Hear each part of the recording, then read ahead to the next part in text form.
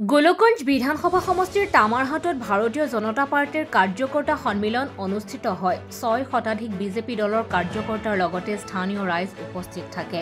গোলকগঞ্জ বিধানসভা সমষ্টিৰ প্ৰাক্তন বিধায়ক তথা অসম ৰাজ্যিক OBC মৰ্চাৰ অধ্যক্ষ অশ্বিনী ৰায় চৰকাৰে পঞ্চায়ত নিৰ্বাচনৰ ৰণডংকা বজাই কয় যে আগন্তুক পঞ্চায়ত নিৰ্বাচনত এগৰাকী স্বচ্ছ তথা নিকা ভাৱমুক্তিৰ পঞ্চায়ত সদস্য আৰু বিজেপি দলৰ আঞ্চলিক পঞ্চায়ত সদস্য আৰু জিলা পৰিষদ সদস্যক জয়ী কৰিবই লাগিব।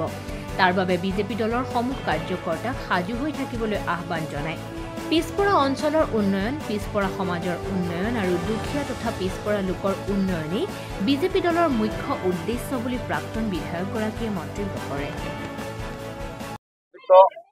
তামাৰহাট গ্ৰাম পঞ্চায়তত সভা কৰ্মী সভা এই সভাত আমি পঞ্চায়ত প্ৰস্তুতি হিচাপে আমাৰ ইয়াৰ সভা অনুষ্ঠিত হয় আৰু এই সভাত আমাৰ জিলা সভাপতি উপস্থিত থাকে।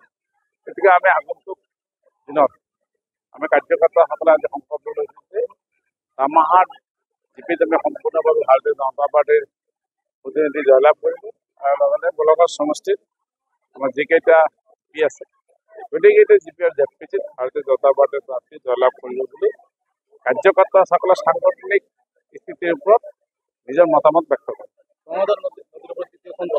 ইতিমধ্যে খবৰটো ভালৰ কথা আছিল, কিন্তু ইতিমধ্যে অসমত প্ৰতিখন জিলাতে অসম মালাত এটা পেকেজ ঘোষণা কৰিছে। আপোনালোকে অসমত ২,৫০০ কোটি টকা অসম মালাত পেকেজ আমাৰ মাননীয় মুখ্যমন্ত্ৰী বাজেটত খবৰ দিছে।